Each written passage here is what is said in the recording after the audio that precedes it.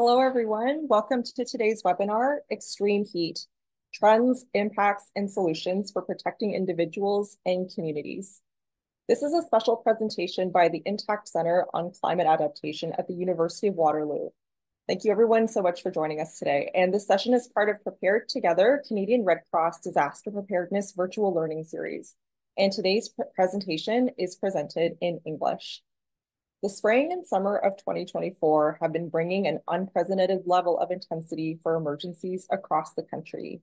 The goal of this learning series is to support people and communities to prepare for, increase their resilience to, and respond to future disasters.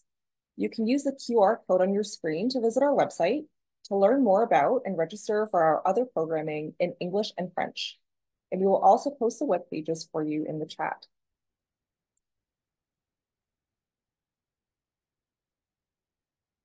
And just a few housekeeping items before we begin. Today's webinar is recorded, and recordings will be sent to all registrants. Closed captioning is also available in both English and French. You can click the closed captioning button in your Zoom control panel. At the end of today's session, we will have a Q&A period. So please leave your questions in the Q&A box in the control panel at the bottom of your screen. There will be a feedback survey that also launches on your browser once you exit today's webinar. We really appreciate your input on how we did today. Resource packages from all of our sessions will also be up on the CRC website this year. Any questions about today's programming, you can email us at rrr@redcross.ca. And we acknowledge that much of our work in Canada is on the traditional, treaty, and unceded territories home to many First Nations, Métis, and Inuit peoples. Each of us resides on the traditional land of the First Peoples of Turtle Island. Let us take a moment to acknowledge the shared history of Indigenous peoples and settlers in this land with the goal of reconciliation. Please take a moment and share in the Zoom chat where you are from or live today. Moments like this allow us to connect in the spirit of collaboration, friendship, and reconciliation to value the ways of being, knowing, and learning of all Indigenous peoples and nations across Turtle Island. So please, in the webinar chat, tell us where you are joining us from today. Thank you, Aziz, from Durham, Ontario, and Toronto. Thank you so much. Thank you for doing that. And the International Federation of Red Cross and Red Crescent Societies has seen fundamental principles, which we also honor in Canada. Interestingly, these principles align with Indigenous peoples of Canada's 7 sacred teachings. Where I reside on the traditional territories of the Anishinaabe peoples, these are also known as the grandfather teachings of wisdom, love, respect, bravery, honesty, humility, and truth. And I would like to welcome our guest for today, Carolyn Metz. Carolyn is the Managing Director of Climate Resilience and Health at the Intact Center on Climate Adaptation. She leads the extreme heat and health domains, and she oversees development and mobilization of guidance that helps people, communities, and organizations reduce risks from climate warming and extreme weather events. Carolyn has contributed to Canada's National Adaptation Strategy, and she is a member of several Ontario and national committees advancing climate resilience in the country. And I'm so pleased to invite Carolyn to join us on screen now. Thank you, Carolyn. Thank you, April. I'm going to share my screen.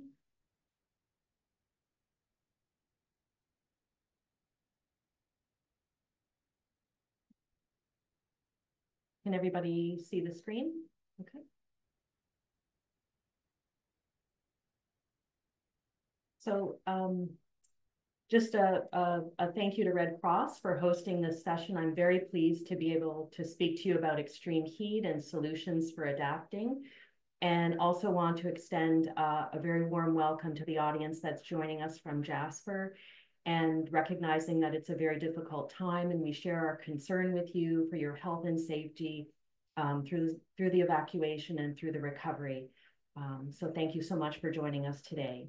And just a little bit on the Intact Center. We are an applied research center. We're based at the University of Waterloo, and we develop guidance and tools and resources that are easy to understand and take action on, the goal of which is to build a more climate resilient future for Canada. And we work with different stakeholder groups, homeowners, communities, businesses to reduce the risks that come from climate change and extreme weather events. And just to set the context for heat for my presentation today, the number one thing about extreme heat and is that the main impact is really to our health. It's dangerous and life-threatening. It's called the silent killer. We actually lose more people from heat than any other weather hazard. And unlike flooding and wildfire, it doesn't break or destroy things. If you look out your window after a heat wave, a city will look very much like it did before the heat event. And heat draws a very, I guess, sharp line between the disadvantaged and privileged, and it creates a very different situation for those who have to endure it and those who don't. I think the seriousness of heat is underappreciated. Policymakers and decision makers don't understand that heat is what we need to focus on. In addition to other climate hazards, we really need to convey information about the risks and how we can adapt. But the positive thing with heat is that illness and death are largely preventable from heat. So the focus should be on protecting those that are most vulnerable during a heat episode, and then also improving the comfort and the livability of our communities. Just by way of a brief outline, I'm going to talk about heat risk, why we need to adapt, then look at some projections for extreme heat, climate-related exposures across the country, and why cities face increased pressure in terms of heat. And then we'll look at some high-level social impacts, who is most at risk, and then most importantly, what are the practical solutions, the things that we can do to reduce risk and make our communities more comfortable and more livable and safer. And then I'll provide some key takeaways. And my goal really for today is to leave you with a sense of knowing that there are things we can do. We're not victims of circumstance. There are things we can do to make life better, to protect against heat-related impacts. Stay safer, stay cooler.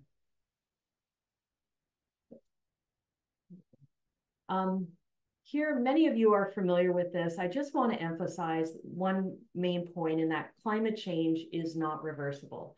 We're not going back to the climate and the weather that we had 50 or 100 years ago. And just to make the distinction between weather and climate, weather is what you see when you look out the window.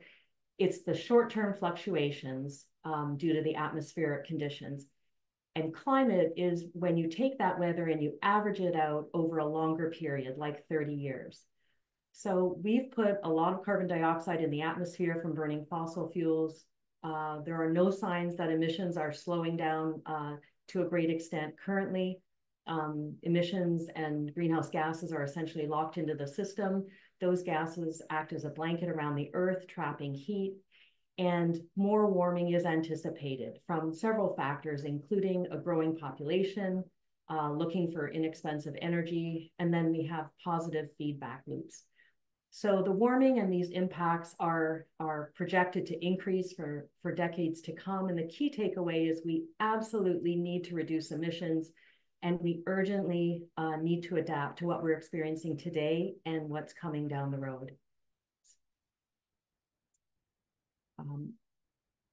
Just to give you a sense of literature that's been available, this idea that the warming will continue is supported by thousands of scientists around the world. And just to highlight a few seminal reports, the italicized text at the bottom are direct citations from the report. So Canada's Changing Climate Report notes that Canada has warmed and will continue to warm. That warming is essentially irreversible, and we're warming at twice the global rate.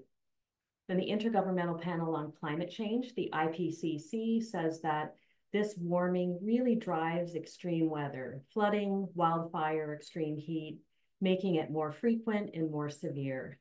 And on the far right-hand side, Canada's National Adaptation Strategy, it points out that many impacts are already disrupting our life in Canada, but it brings forth a kind of a shared vision for how to move forward with actions to adapt to the impacts that we're facing. So to tackle climate change, it really requires two things. On the left side is mitigation. So we want to reduce our carbon emissions and other greenhouse gas emissions, CO2 and other greenhouse gases, to stop making things worse, essentially, and move to renewable energy, green energy. On the right-hand side, that's the side that our center works on, is adaptation. And what that means is reducing the harm or the risk that climate change causes for people and communities, and really mainstreaming adaptation into all of our policies and everything that we do so that we can be better protected and more resilient. And where we want to focus adaptation in Canada, our top 3 climate hazards, economic costs, as well as implications in cost to health and social costs, are flooding, wildfire, and extreme heat. And we're going to delve deeper into extreme heat risk, what this looks like, and what does it mean. So implications for extreme heat, just to reinforce, it's this background warming of our climate that really fuels extreme weather, including heat waves. And on the left-hand side, there's a plot of average global air temperatures. And every fine line from the very bottom to the top represents 1 year of average temperatures from 1850 to the present, 2024. And we're seeing average annual temperature increases now at above 1.5 degrees above pre-industrial levels. The dark orange and the red lines are 2023 and 2024 respectively. And we have had 13 months of record global temperatures. It's projected that 2024 may end up being another record year. And what this warmer air does is it shifts that bell curve on the right-hand side, that distribution. Really that right-hand tail, you can see we're having more hot weather and we're more prone to extreme heat events or heat waves as a result of this warming that's fueling extreme weather being expressed as these heat events. And we know that heat waves are occurring more often, they're lasting longer, they're occurring in places that didn't have them before, and they're becoming much more dangerous. Here's just some headlines from around the world. Just this year, we've had heat waves in Ontario and Quebec, out west, Alberta and BC. In the US, I think over 120 million people were under heat advisories earlier in the summer. Deadly heat in Africa. We've had, very sadly, pilgrims, 1,300 pilgrims who died en route to Mecca. We've had school closures in Asia and Africa that have affected more than 80 million children. And we're seeing these heat impacts year over year, and we know it's going to get worse. And more evidence of kind of these unprecedented times. Earlier this summer, the UN Secretary General Antonio Guterres issued a historic call to action on extreme heat, asking for greater international cooperation in 4 areas, including protecting the vulnerable, building resilience, so protecting our cities, our infrastructure, our crops, our water supplies, health systems, and then also limiting temperature rise, phasing out fossil fuels and shifting to renewable energy rapidly. Canada's National Adaptation Strategy, it was released last year, and it has put a spotlight on extreme heat as well. And there are 5 areas that were called out in the National Adaptation Strategy. Health and well-being is one of them. And within health, there were 4 targets laid out, and 2 of them pertain to extreme heat, and I've highlighted those in yellow. So by 2026, 80% of health regions should be putting adaptation measures in place for extreme heat. And by 2040, deaths from extreme heat waves have been eliminated. These are pretty ambitious targets. It speaks to how critical it is for us to adapt to heat impacts. Now looking at exposure to heat risk in Canada, what we can expect for heat across the country, looking out to the middle of the century, so 2051 to 2080, based on climate projections. There are 3 main zones of exposure in the country, and it's really the valleys between the West Coast and the Rocky Mountains in BC, and then the prairie communities that border the US, and then north along Lake Ontario, Lake Erie, right through the St. Lawrence River Valley, up into Quebec and New Brunswick. And I've circled those on the map. And this is based on projected increases in climate warming. And then when we look at some of the indicators, we see that in terms of the number of hot days, warmest maximum temperature, and average length of heat waves, cities themselves are being affected to a certain extent. We've plotted here the top 10 cities for each of these three indicators. And in general, by the middle of the century, so 2050 to 2080, it's projected that we're going to see a 2 to 5 times increase in the number of very hot days. So a city like London, Ontario, will go from 12 days to about 61 days above 30 degrees Celsius, which is 2 months of very hot weather.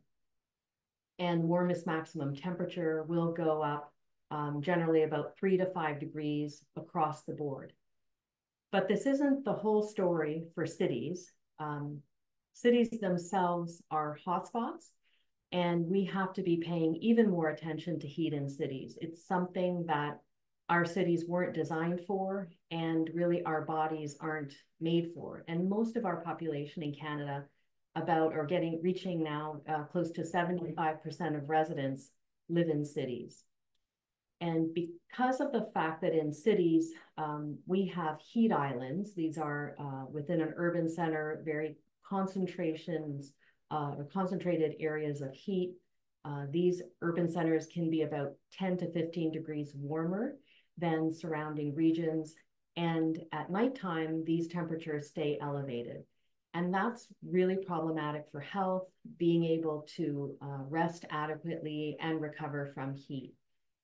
And what influences this concentrated heat in urban centers is a number of factors, including our building materials. In cities, we use a lot of asphalt, a lot of concrete, steel, and glass. And these they kind of work against us for keeping communities cool. These materials, they absorb a lot of heat, they kind of hold on to it, and they radiate it through the day and night. And then in cities, we also have heat generated from transportation and vehicles, heat from our buildings, from industry, that adds to the problem. And we also tend to have less vegetation, fewer trees, fewer plants as compared to surrounding countryside, and fewer water features. And those elements actually help to cool a city. So we want to increase those factors and really pay attention to our building materials, the way we're designing cities, both in terms of architecture and land use planning. When we look at the populations at risk, I'll go over this just briefly. I know there's been a lot of knowledge sharing on this already, and many groups do highlight that there are populations that are more susceptible to heat. So heat is felt by everyone in the country, but not everybody experiences to the same extent.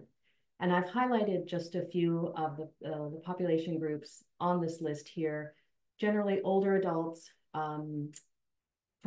people with chronic underlying medical conditions, those who have a lower income status, people who are socially isolated, those living in housing that's not well adapted to heat. So perhaps the windows don't open, there's no cross ventilation, or there's no access to cooling. They're more at risk. Also, individuals who work in the heat, both outdoors and indoors. In addition, young children, infants, pregnant women, and those living in precarious housing or outdoors. And just on the far right-hand side, I've highlighted the data that came from the BC Heat Dome and also data from Quebec heat events. And very sadly in BC, in the 2021 Heat Dome, we found that the majority of deaths occurred indoors, very sadly, with low-income seniors who were living alone. So it really speaks to the fact that those populations, up until the present time in the country, those have been more at risk for heat and heat illness and heat fatalities.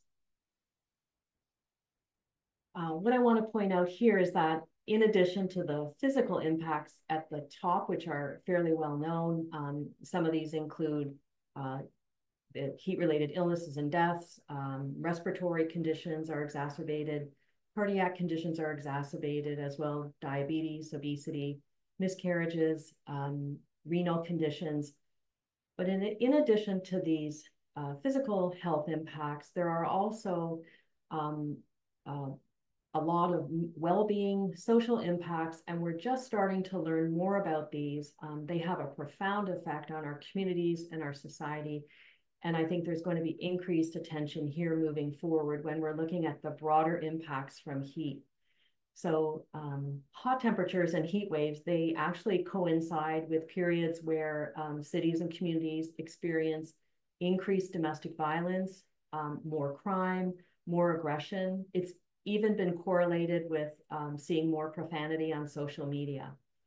And during heat events, it's been shown that children don't learn as well in schools. They're shown to have lower test scores, lower performance, and it really speaks to kind of the education gains that we've been having and sort of the progress that we've made in education, we're putting that at risk. There have been impacts on workers. Heat causes almost 23 million workplace injuries worldwide. People don't sleep as well when they're exposed to heat. If they have an indoor environment that's very hot and they don't have access to cooling, people tend to be more tired. They can't concentrate. There are more accidents, more injuries from heat. And then in terms of productivity impacts, when daily temperatures get above 34 degrees Celsius, productivity drops by about 50%. And now, kind of shifting the focus, we've talked a lot about impacts from heat, who is at risk, projections for the future, and the fact that our cities are places where we need to be paying attention because in addition to that underlying warming, we have concentrations of heat within urban centers. And there's also humidity factors which come into play, which really make that experience of heat much more tangible and real for certain populations at risk. Our center, the Intact Center on Climate Adaptation, wrote a report in 2022. It's called Irreversible Extreme Heat, Protecting Canadians and Communities from a Lethal Future.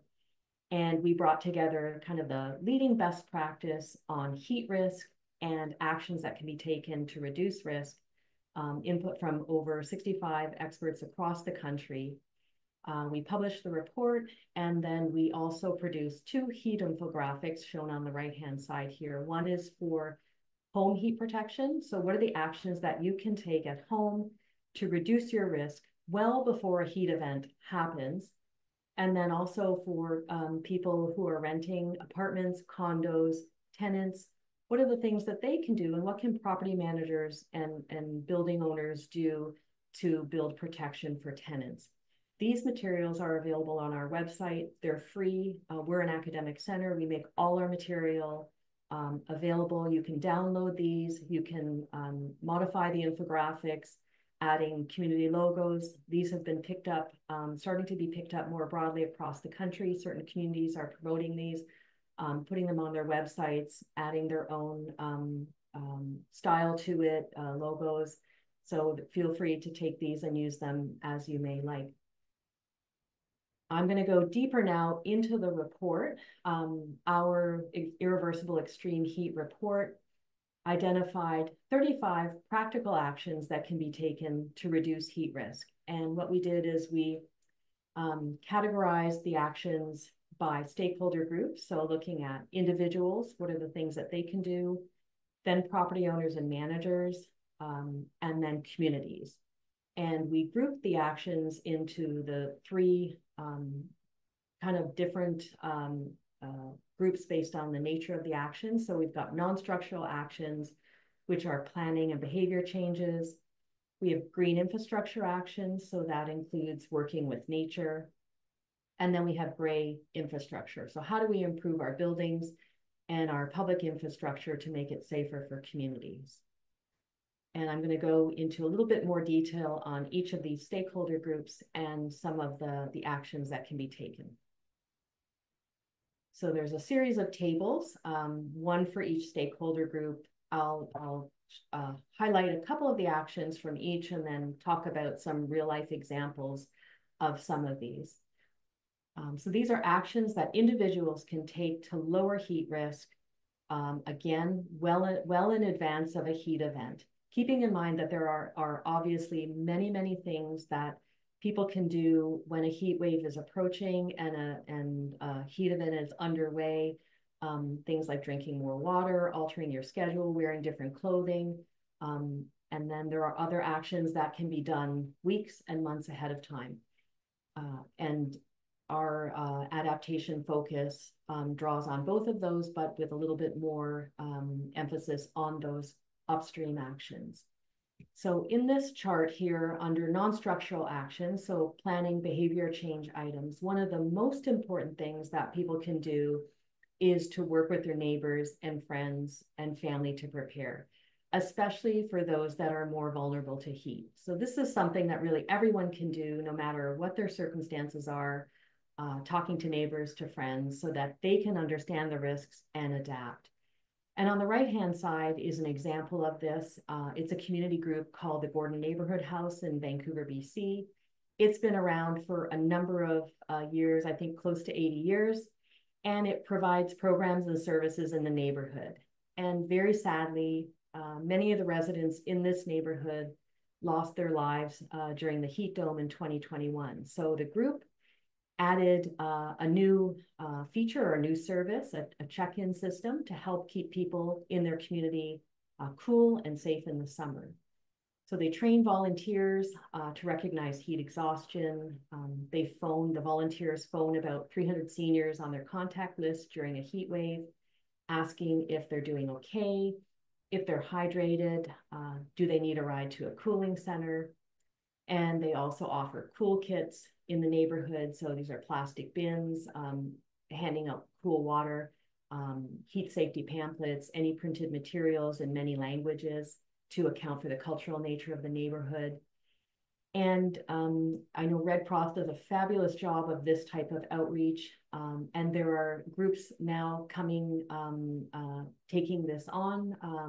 And this type of action could be led by a number of nonprofits, including agencies like the Red Cross, church groups, resident associations, even families and friends. There's lots of possibilities here. And it really speaks to the fact that social isolation and social cohesion, especially, are very important factors in reducing risk. Other items on this chart, people can arrange to receive public heat warnings, so paying attention to the news, to the warnings. Then learning how to use natural ventilation. So when you open your windows at night and you let cooler air in, this is assuming that the air temperature has dropped overnight. You want to bring air in from a lower window on one side of a room. That air will rise and out an upper window on the opposite side. So you want to keep air moving through a home or a room in the evening during cooler temperatures. Also, planting and maintaining shade trees is very important for lowering temperatures. Any kind of gardens, trees, vegetation that can be along walls or fences. Even the side of a building can have a vegetated vine system. And I guess one of the thoughts is that sometimes these creeping vines, and I know this in a home that we used to live at, there was always concern about whether the vines were damaging the brickwork, but there are guides for vegetation. Nurseries can provide more information about picking the right species that's actually protective of brickwork. And even if you don't have an outdoor space, if you have a balcony, you can still maintain plants and vegetation on the balcony. It provides an opportunity for shading and for cooling. And then in terms of gray infrastructure, there's a lot of both passive cooling techniques and active cooling. So one of the important things that you can do in a residence is upgrade the insulation. If you're in a position to be changing out insulation, having insulation that keeps your rooms and your residence more airtight can really help keep the cool air in and the warmer air out. Also, any kind of light building materials, light colored roofing, light colored walls, light colored paving surfaces helps to reflect solar energy and reduces the air temperatures, both externally, the outside air, as well as the temperatures inside.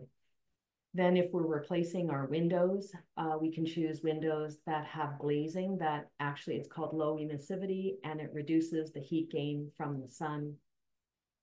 Shading devices are really great for reducing heat gain, so shutters, awnings, blinds. And then at the bottom of the list, installing air conditioning or a heat pump and backup electricity for that.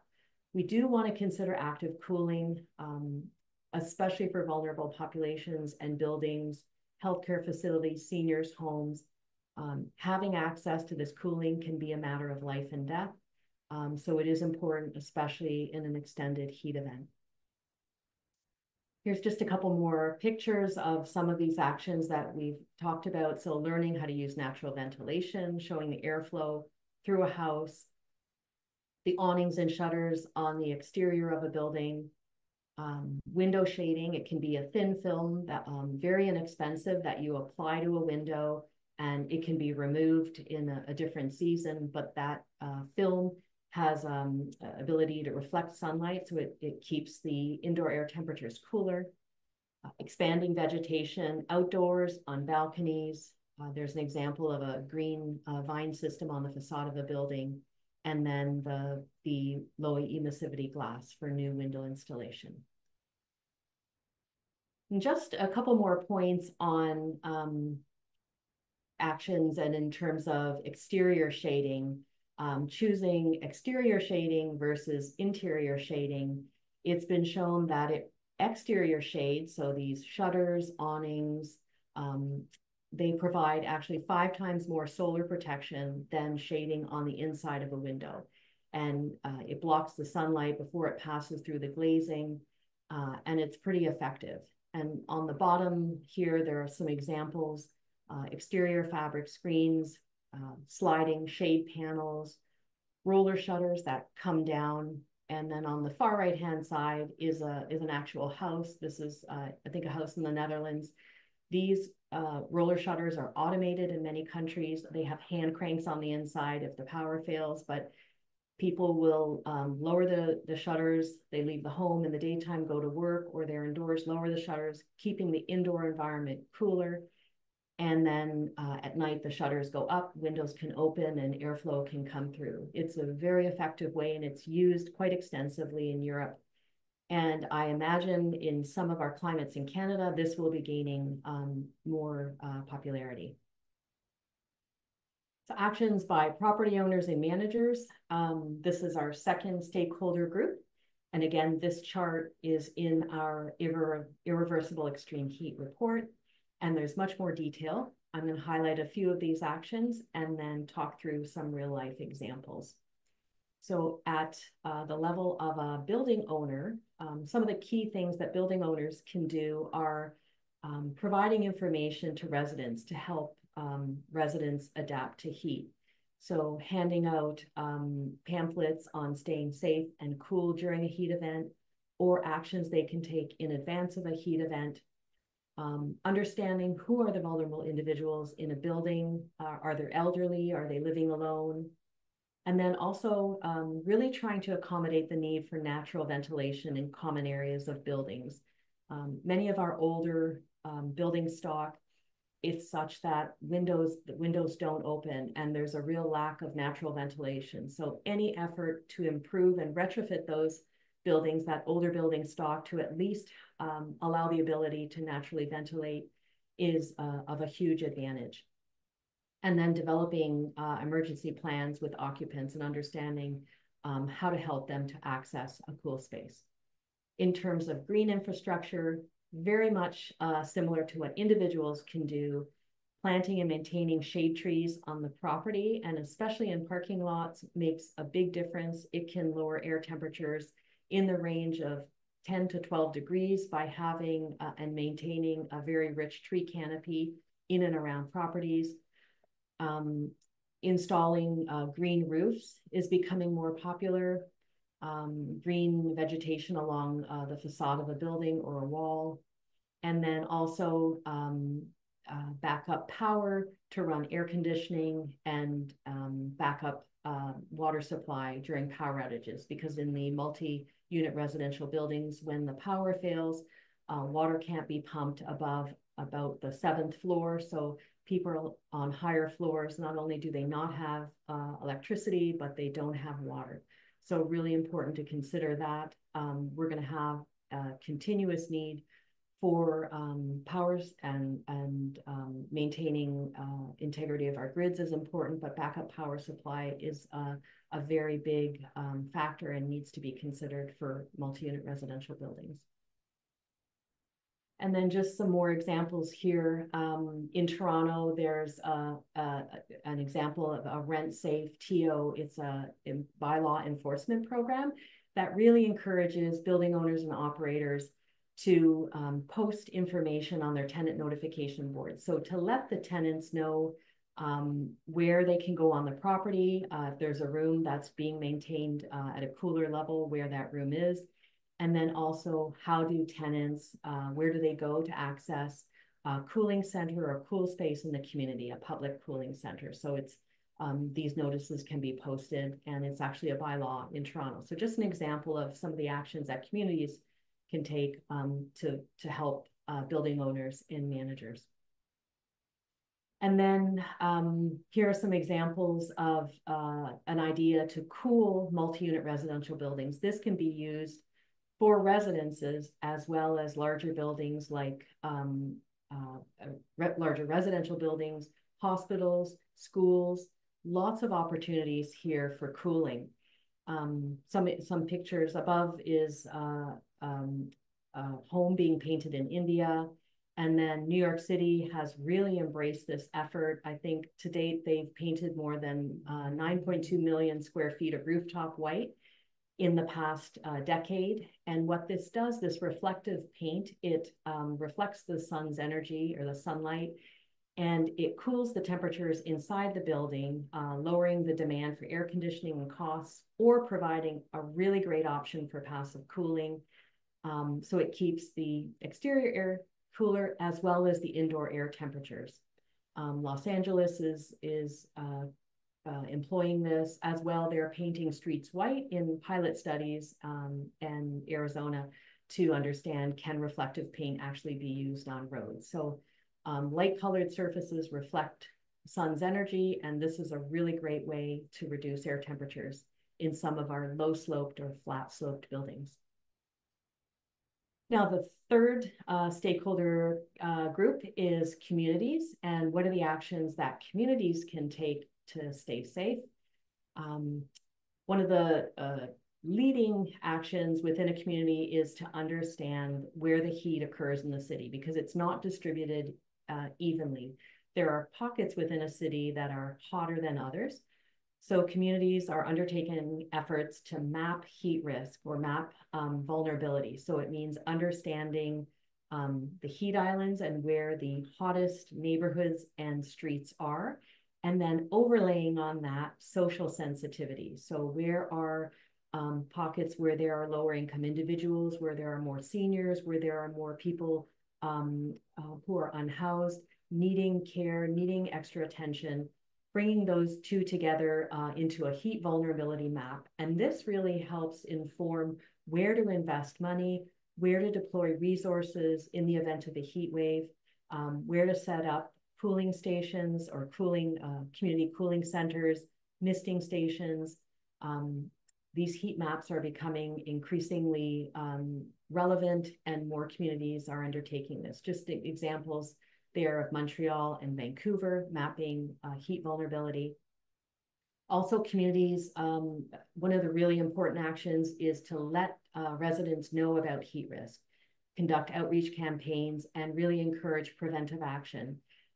Because I think I mentioned at the beginning, the thing with heat is that much of heat illness and much of heat risk, heat fatalities can be prevented through raising awareness, taking protective actions, and then designing our cities in such a way that they become areas, opportunities for cooling as opposed to concentrations for heat. Other actions within communities, developing extreme heat emergency plans, so heat response plans. What are the actions and the steps that a community will take when a heat wave arrives? How are heat warnings conducted? How are they put out? Where will the shelter or where will the cooling centers be? How many? When will they be open? Splash pads, misting stations. All of those considerations are outlined in a community plan. Planting and maintaining shade trees, very, very important for communities, reduces urban heat island effects, and communities are actually moving from, some of them from tree canopy covers of around 10% with goals of reaching 30 and 40% tree canopies. Lots of efforts underway for tree planting. In terms of gray infrastructure, what communities can do is reduce vehicular traffic, so encourage more pedestrian and cycling opportunities. Also installing cool, reflective pavements or surfaces, and we talked about that in the earlier slide. Painting streets white is in kind of a newly tested option. But generally light colored surfaces are advantageous. And then any opportunities to expand shading, canopies, shelters, covers in public spaces is great. And then water-based cooling opportunities, sprinklers, fountains, drinking water fountains, ponds, water features in a city really provide cooling through evaporation of that water. They cool the air temperature close to the water. Here are some more photographs of some of these actions. So on the upper right-hand left, the asphalt here was replaced with higher albedo pavers. The building is a lighter color, and this helps to reflect the heat. Canopy or tarp here in the playground. Bus shelters are using these types of canopies or covers where needed. On the lower left-hand side, really advertising cooling centers, misting stations. And then on the right-hand side, and what's taking place across the country and gaining more momentum now are tenant groups that are coming together to ask communities to consider implementing bylaws, so maximum temperature bylaws to maintain, encourage landlords, building owners and managers to maintain temperatures inside of buildings at a certain threshold. And right now that's being considered around 26 degrees Celsius. So having these bylaws in communities will really help tenants to be able to access cooler spaces within the building, and really calling out the need for equitable access to cooling. The same way that heat is provided in the winter to tenants, cooling should be provided as a human right to safeguard against heat-related illness and fatalities. A very important measure that's being undertaken through advocacy. Here are some examples of opportunities around shade trees. So many communities have what's known as urban forestry programs or tree canopy programs, where they not only work to plant additional trees, but actively manage and care for those trees, because unless those trees are being monitored for water, for drought, for pests, all of that effort that goes into planting can be lost. And mature trees take a number of years to grow. So when we have great tree canopy in communities, we want to be sure to invest in the maintenance and care of those trees.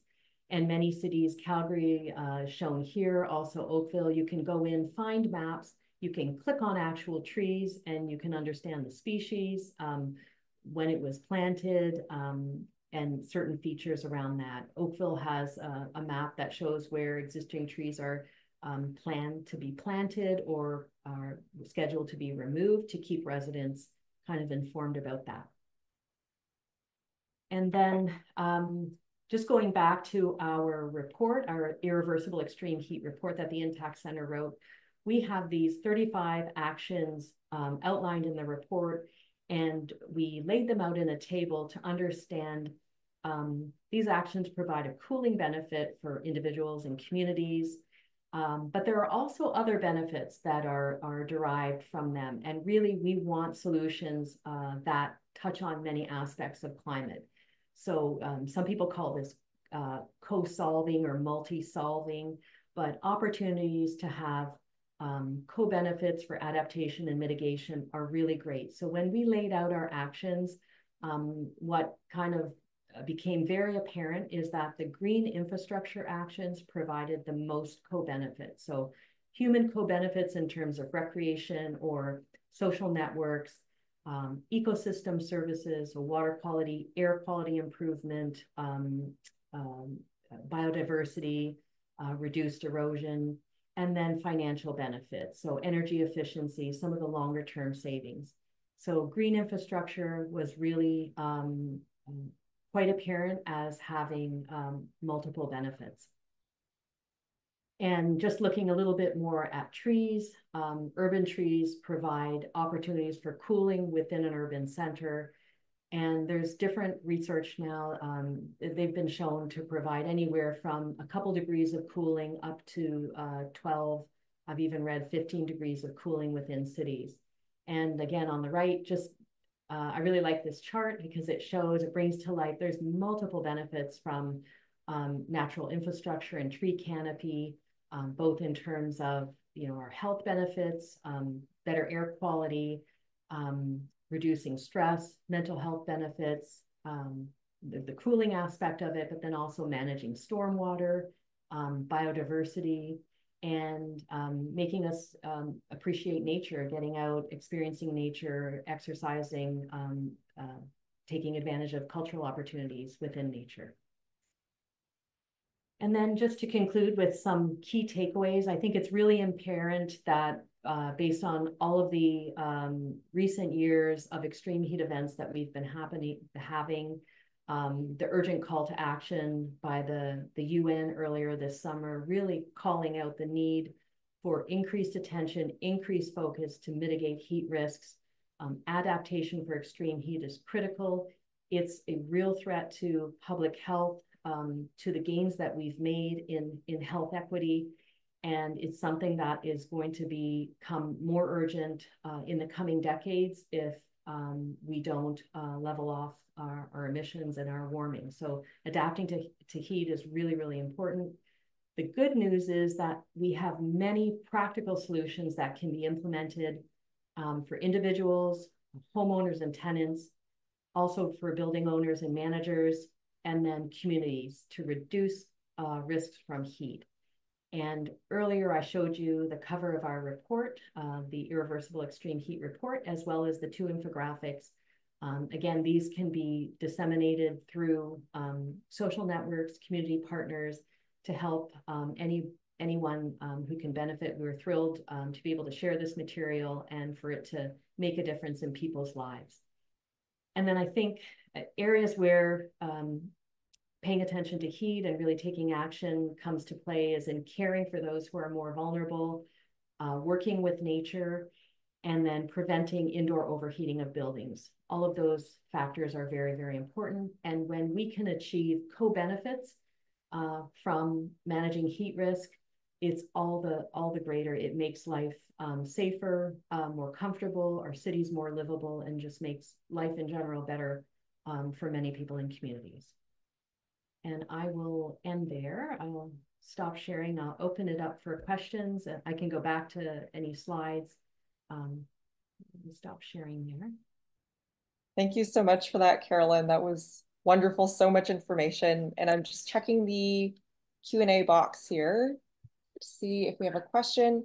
We have a question from Adam who asks, as climate change continues to alter the environment, the conditions in which trees grow are also changing. Is there an inventory or resource available that recommends the best tree species to plant now, taking into consideration the future environmental conditions we're likely to face? Yeah, some regions and communities are putting together shade guides or tree guides. And there was one that came out in BC just recently. I can make that available to the group to be shared with the presentation afterwards. But yes, we want trees and vegetation that's going to be resilient to our climate. So both to potential drought, also to pests, environmental pests that may be increasing as a result of increased warming. And we want to understand what trees grow well, native species grow well in particular regions. So this is an active area for research and understanding. I'll share the guide. I think it's called the Shade Lookbook from BC that was just published. And I think different academic groups and regions across the country are also developing these type of guides, but a very good question. Great. There are other questions for Carolyn. Please drop them in the chat. Adam says, thank you very much.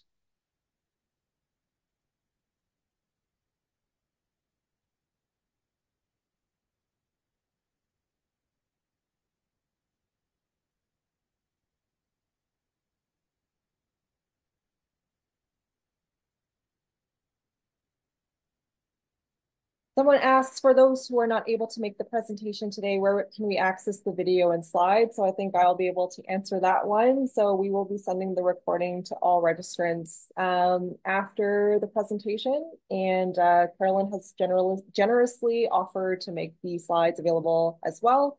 So we will also be sending that over to participants.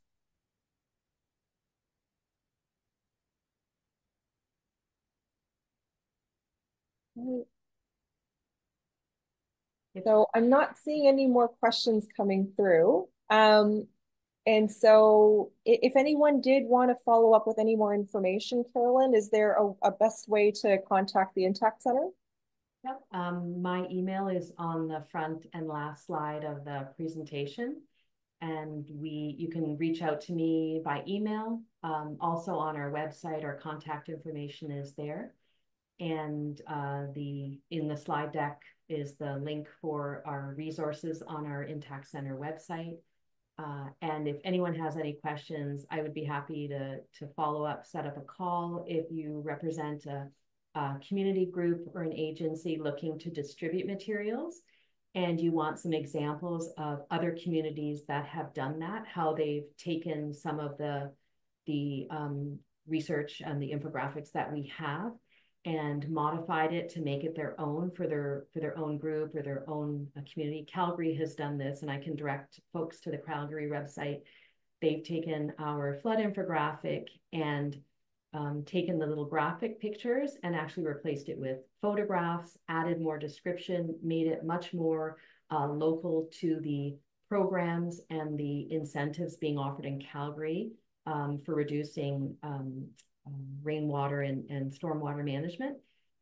And City of Ottawa, a number of cities have done that, so I can point you to that. And then as well for the heat infographics, incorporating that into community material where we're focusing on the opportunities to safeguard health during the heat wave. So all of the health tips, those tip sheets that are given out, complementing that now with the adaptation actions that can be taken well upstream of that heat event. When you bring those two pieces together, you can build a really rich set of solutions to keep people safe and better protected. That's wonderful. A lot of people are saying that that was very informative and that they'll be following up. So thank you so much for this presentation, Carolyn, and for joining us today. And I want to thank everyone in the audience for joining us today as well. And again, if you have any more questions for Carolyn or for our webinar series in general, you can reach us at rrr@redcross.ca as well. So thank you again, Carolyn, for joining us today. Thank you for the opportunity. It was a pleasure. Take care, everybody. Bye. Have a good day.